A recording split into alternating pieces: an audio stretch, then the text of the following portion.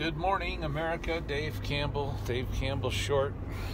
I'm doing another ride along. And this morning I'm going to talk about strategy. I watched a video this morning. General Norman Schwarzkopf, obviously deceased, but he was the orchestrator of the Kuwaiti Operation Desert Storm, and I got to spend a few days with him when I was in the Navy, and that was quite an honor. I photographed him for 3 days during a VIP tour, and then I photographed him twice at the Moda building in Riyadh.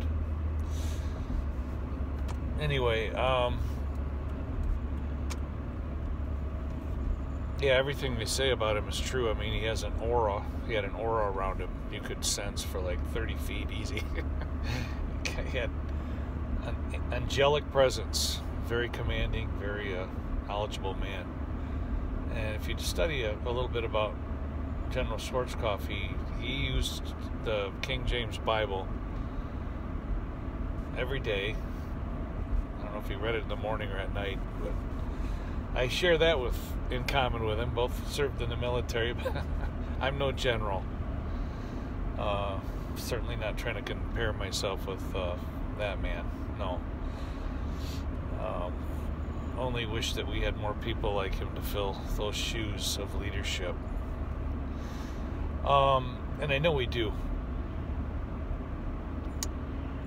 But the reason I'm talking this morning is because I want to discuss strategy, the importance of knowing who our enemy is, and I guess I'll direct this speech to the United States Department of Defense, all the military personnel, whichever branch of service you're in, and the intelligence community.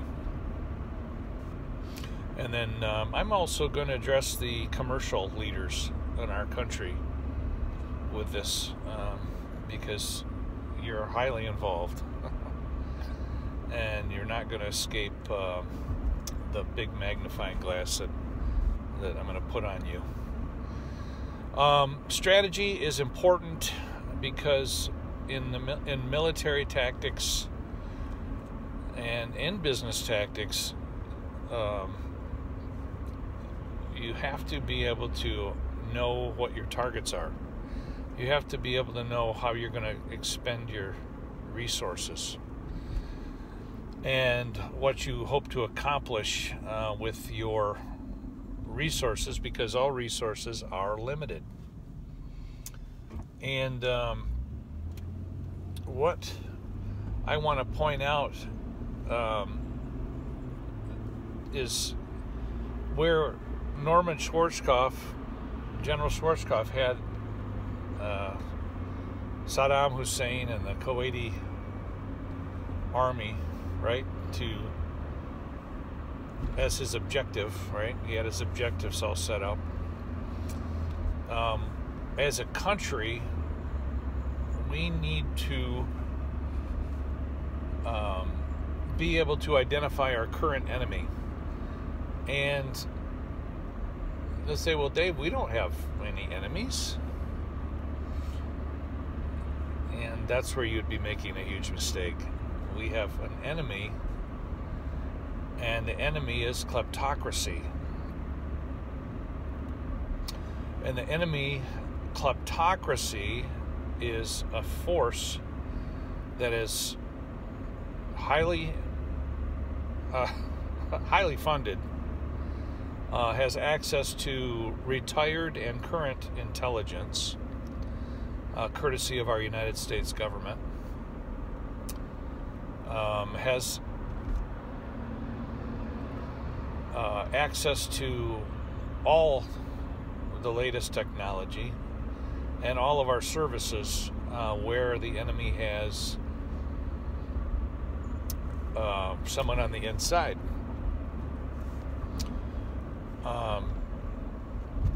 What's interesting is that privatization of intelligence and things like that, like Arcanum Global, I've mentioned them several times in my videos, and I'm going to keep pinging on them because they're an obvious target.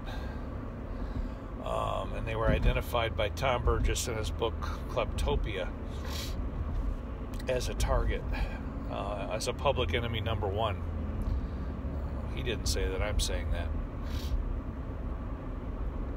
But what's happening is, if you study military PsyOps, you have an objective to PsyOps, and the objective in PsyOps, and even Norman Schwarzkopf mentioned PsyOps, was used in Operation Desert Storm, and this is a tactic where you use various means to weaken the economy, promote distrust of the people in their government, cause fear and terror, cause division. And so if you look at the United States since the impeachment of Donald Trump, you have a succession of events that are a mirror image of a PsyOps manual. I said this in one of my previous videos. I was rather emphatic, and not so emphatic, but I'm very serious about this. You have to be able to recognize what tools now are being used by the strategists in the Kleptocrats. Okay, the Kleptocracy has a strategy. The strategy consists of a team of people, some very obviously easy to identify because they've identified themselves. Like Arcanum Global literally gives you the information in their bio of their personnel that suggest high treason. It's absolutely ridiculous. I can't believe that I'm the first person to suggest that that's a high treasonous organization. And I say that because you can't be in the intelligence industry. In the intelligence field for the U.S. military, having taken an oath and having a top secret clearance, to now go, after you retire, go to work for a private firm and use the resources, which is your knowledge at that point, for a private concern that works for hire for oligarchs with unlimited resources. That is, my friends, treason.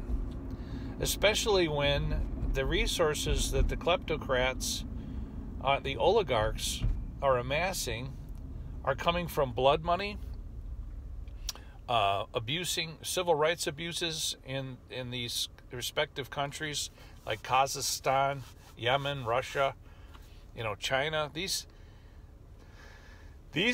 monies that are coming into our financial systems are laundered from ill-gotten gain. The Bible calls it filthy lucre. Anyway, strategy. Let's go back to strategy. You've got the enemy, public enemy number one is identified. That is the kleptocracy. Now the challenge, and then identifying the strategy is easy today in the United States because all of the outcomes that we've had since the impeachment have been, they're a mirror image of the end goal or the objectives of a PsyOps operation. We have a divided nation. We have terrorized people. We have we have a weakened government trust. Hell, I've got probably a $10,000 check I'm owed by the state of Michigan, okay? And they don't even respond. So the loss of government services is also a part of a military objective, which fuels the distrust of government. I don't distrust the government. I am the government. Okay, I'm well aware of my responsibilities, and I did take the oath. I took the oath, and I'm standing by it, to support and defend against all enemies, both foreign and domestic. Folks, we have domestic enemies today. And so we identified the strategy. Now we have to identify the components of our enemy as individual. We can do that by organization. And once we do it by organization, we find out what organizations are participating. Then we can go deeper, drill down, and find the individuals who are responsible. And like I say, Arcanum Global, they give you a bio. they give you the information, because I don't know if they're just, I gave them an idiot award on one of my videos for being absolutely winning the 2020 Idiot Award, because they're so arrogant that they told you who they were. And once they told you who they were and how proud they were to be photographed by top intelligence people, right, who should be on charges for high treason, and they will be, by the way, when I become a leader. That is just shows you how arrogant and how common this has become in the United States and all over the world for firms to take over the intelligence and supply PR and intelligence to government leaders that is going to help them hide and launder money. Now, I've been driving, so I lost track of my thought here. Now, listen what I want to tell you. The federal government is once again going to disperse trillions of dollars, some trillion amount of dollars, okay? And when they do that, that money's going to go to corporations, a lion's share of it. When that money goes to corporations, number one, who pays for that? That's the taxpayer. That's on us. Number two, where's the accountability for that money? Where's the accounting? When those corporations get it, what do they say? Thank you very much. And then where does the money go? It goes to offshore corps, that are undefined, unregulated, and have no tax base. There's no taxing of this. That's the idea behind kleptocracy, is getting the people, the common people, to pay money that they can just steal. That's how it works. Kleptocracy steals the taxpayers' money. They do it coming and going.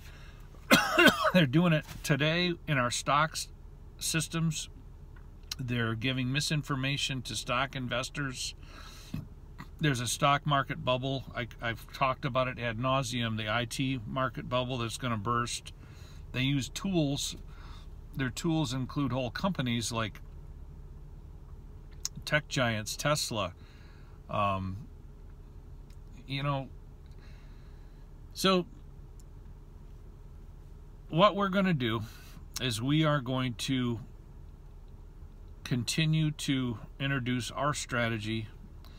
My strategy is a three-pronged approach. It's basically project development at the community level all over the United States, which is going to bring funds in from investors who care about the United States. We're going to do project development for law, bill writing, and we are going to begin our teaching through the regeneration model ethics and best practices and the construct of regeneration to ensure that our ethics and our public nurture, our citizens and our society is nurtured and grown. That's the number one job of a government. A government leader is not supposed to get into office and use his office or her office to leverage their own retirement and their own wealth.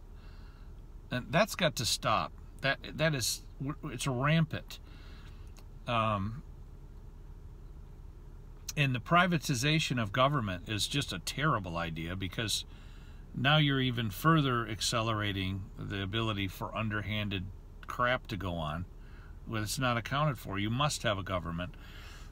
To improve our government, what we have to do is we have to increase our best business practices. So my 3-tiered strategy is going to address all the things that need to be done. I have a website, 3 websites that are going live soon, hopefully. Regeneration model, the Mike website, which is Michigan Innovation Intermediary and Knowledge Exchange, and then finally the Cash Initiative, which is a credible and viable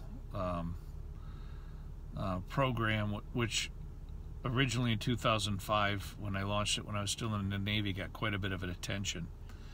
So I'm identifying a strategy, okay?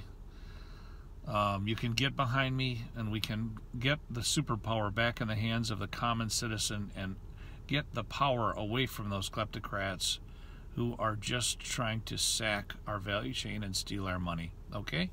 That's what we're doing. Get on board.